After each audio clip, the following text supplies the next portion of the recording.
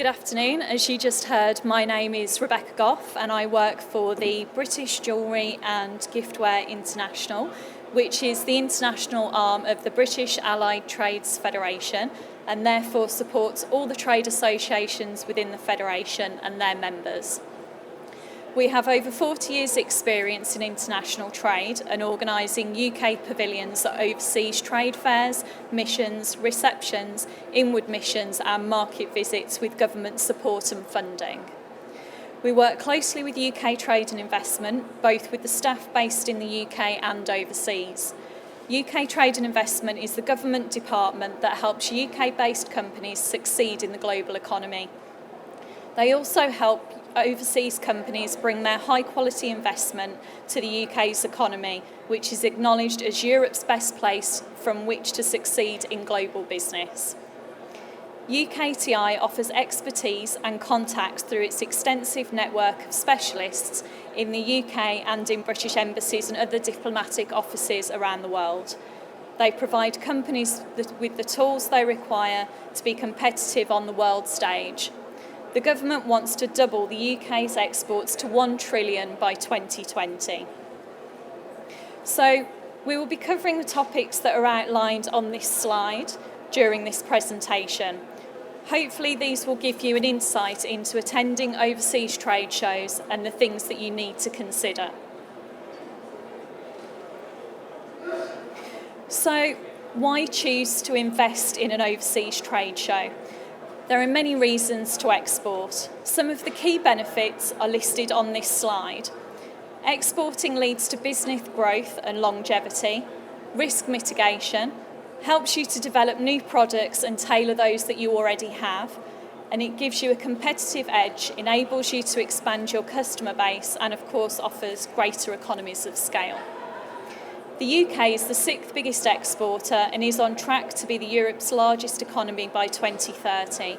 British businesses that export are 11% more likely to survive, as approximately 95% of the world's purchasing power is outside of the UK. Findings from a recent survey of UKTI trade clients showed that 85% said that exporting led to a level of growth not otherwise possible. 87% said exporting had significantly improved their profile or credibility.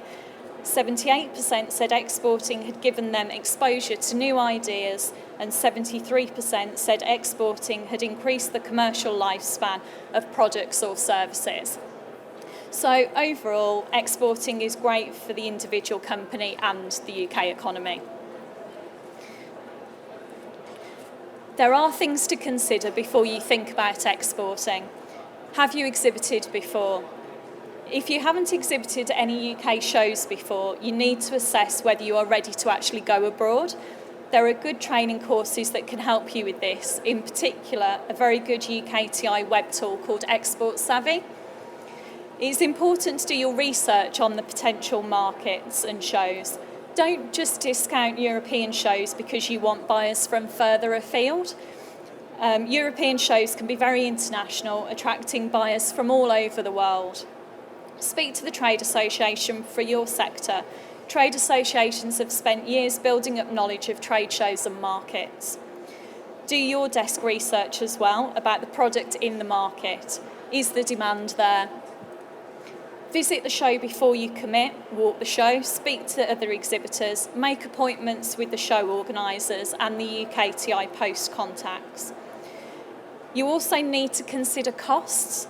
This isn't just the cost of the stand, it will also include travel, accommodation, subsistence, freight, furniture hire, insurance, translations, printed marketing material and so on.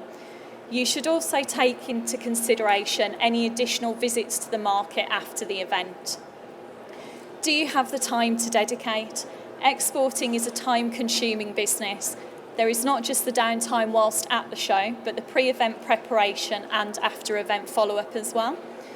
Do you have the finance? Trade shows are expensive, but you also need to consider the cost of fulfilling any orders.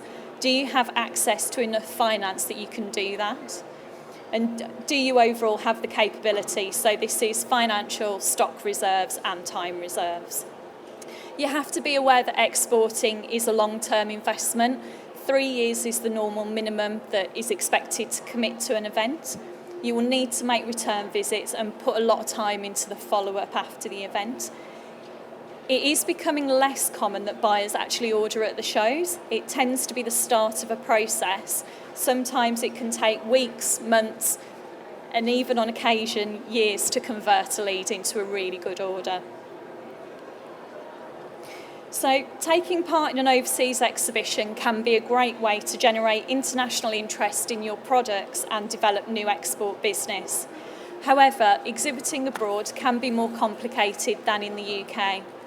They're usually considerably more expensive to take part in. Preparation is the key to making the most of your exhibiting experience overseas. So approximately 6 to 7 months before the show, you need to book space. If you've not previously visited, ensure that you know the most suitable area of the show by speaking to other exhibitors, to your trade association, as well as the show organisers or their UK representatives. Check whether a trade association or other body is organising a group stand at that show, as there may be benefits to participating as part of a larger group, but only if the stand is located in the right area of the exhibition hall for you. Push for the best possible space, but be realistic. As a new exhibitor in a large and well-established overseas exhibition, you are unlikely to get your choice of prime locations. At this point, or ideally before, you should start to find out if there's funding available towards this exhibition.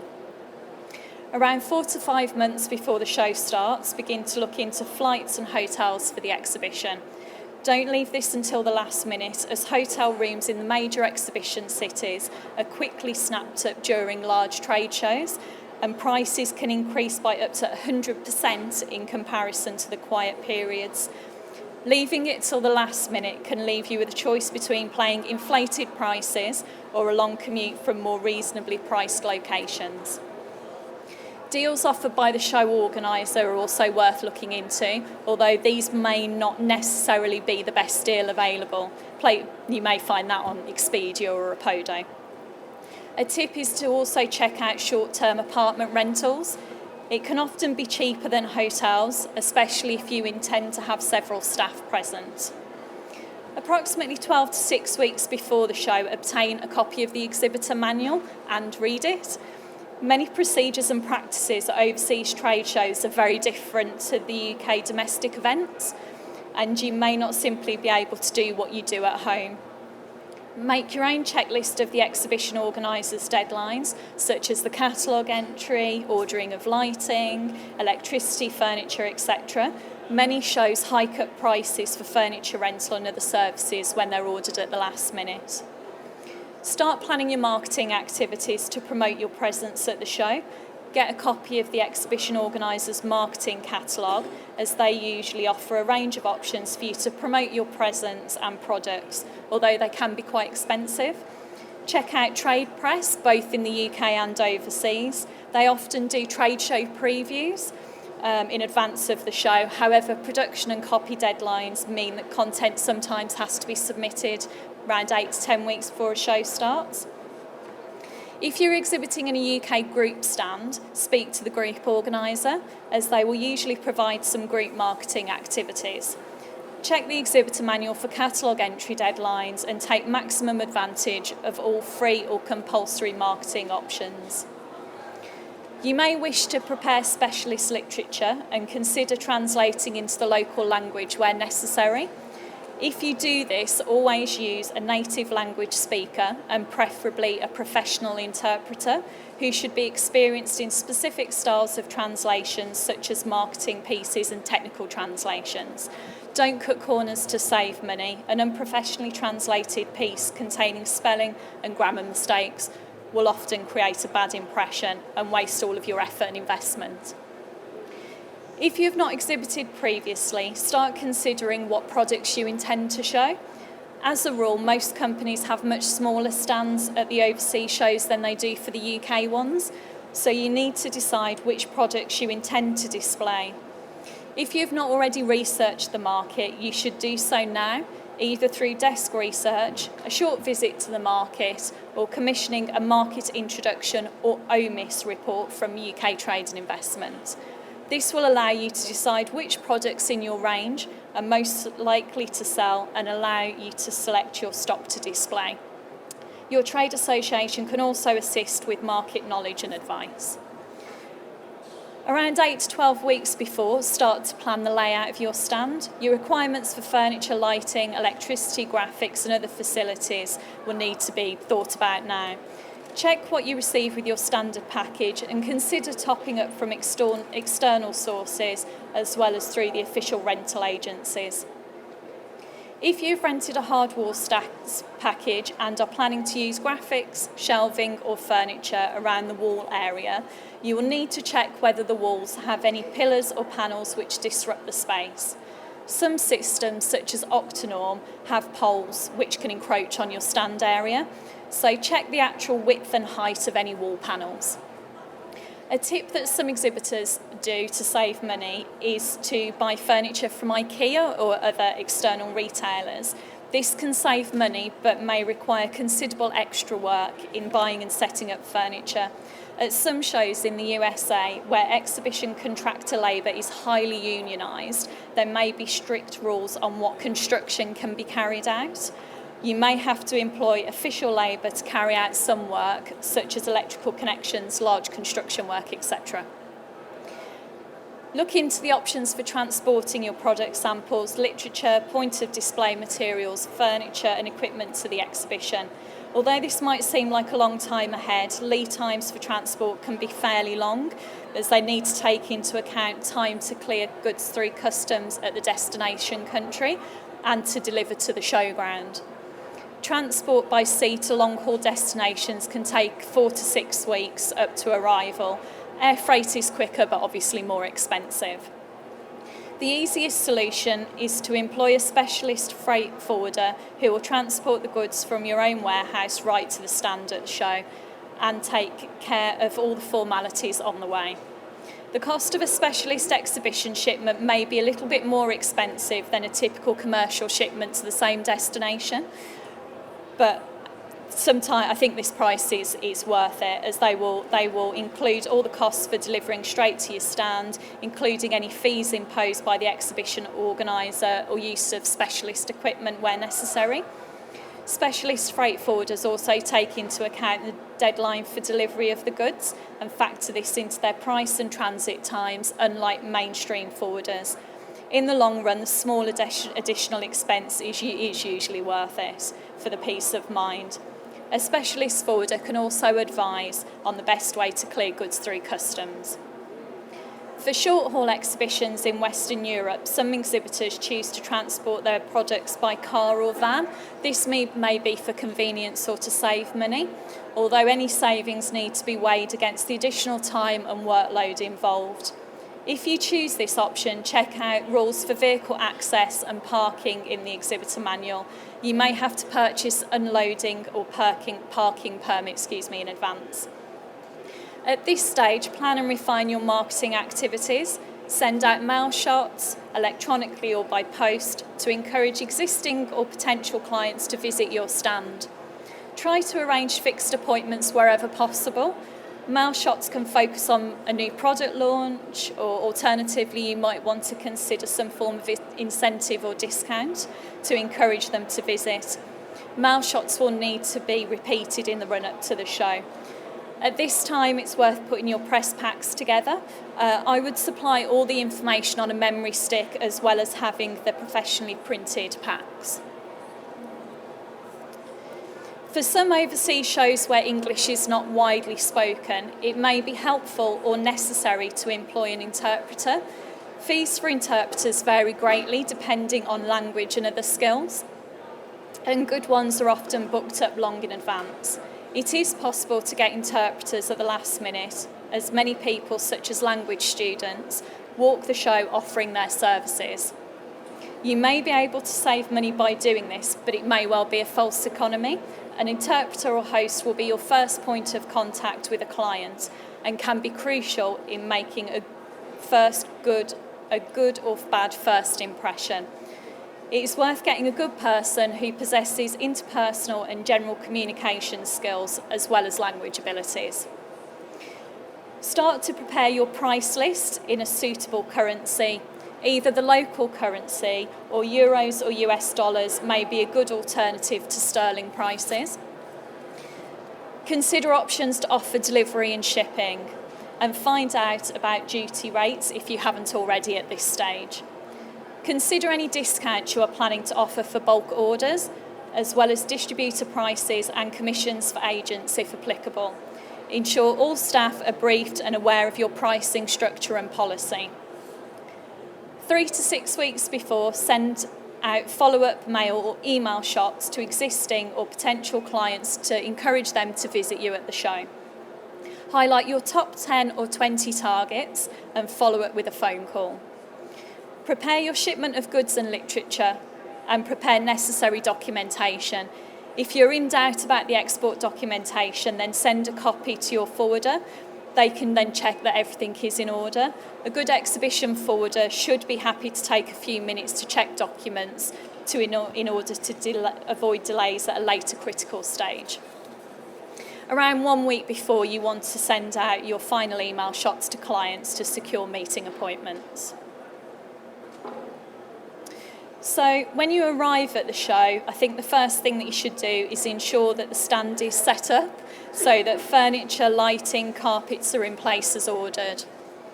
Check the spelling on your name card or fascia board, and it's sensible to find out where the contractors, hall manager, etc. are located, and at this point leave your press packs in the press office. Sort out any problems immediately. There are thousands of other exhibitors on the show floor, each with their own issues. The quicker you get something logged, the quicker it will be fixed. When it comes to setting up your stand, it must look visually appealing. Buyers are walking miles of exhibition stands and they get what is called booth blindness. Dress your stand in a way that stops them and makes them look. Aim for an immediate impact. Consider graphics or painting the stand. Place key items in important lines of sight. How do you want the visitors to approach the stand? In an ideal world, you should encourage walk-ons and avoid unnecessary obstructions. Don't overload the stand with products or furniture. Less can sometimes be more. Also, it's worth asking others for their opinions at the show and take notice of this. Dress your stand like it is a shop window. This will make it a lot easier for the buyers to visualise how the product will look in their own shops. Behaviour and etiquette is common sense, but some points to make note of are appropriate but comfortable dress. The exhibition may be in Hong Kong, it may be scorching outside, but you can guarantee that they will have the air conditioning cranked up to the max in the actual exhibition hall, so layering is always a good idea. Avoid sitting down on the job and try not to linger around in the background. Avoid private conversations and eating and drinking on the stand, and no crosswords, I'm afraid. Look interested and engaged. It can be tempting in a quiet moment to pick up a book, that gripping book you've been reading, but you have paid a lot of money to be at the exhibition and you really need to be present. Speak clearly and slowly, and be aware of local etiquette and habits. Respect your neighbours, don't block their stand, don't play loud music, make friends with them, you never know when you might need their help. If you have chosen to employ an interpreter, be clear about what you expect from them. They should be able to converse comfortably with potential buyers and are useful as a greeter to break the ice. They can also help deal with and qualify visitors to your stand. So assess the status of the visitor and the level of interest. Find out what they are. Are they a potential client? Are they an influencer, a supplier, a competitor, a student? Prioritise the people that you're speaking with. If a supplier is talking to you about freight forwarding services or a show that they are organising, it's preferable to ask them to wait or come back and deal with the buyer that's come onto your stand. Are these visitors the decision makers? Also, you need to prepare to deal with trade press. So use open qualifying questions. This then leads to a dialogue rather than just yes/no answers. It's also good to learn a few phrases of the local language. It's polite and shows willing. It can also be quite a good icebreaker, even if it's just because your accent's so awful and they're laughing at you. Give out literature if appropriate, but always get contact information and a business card.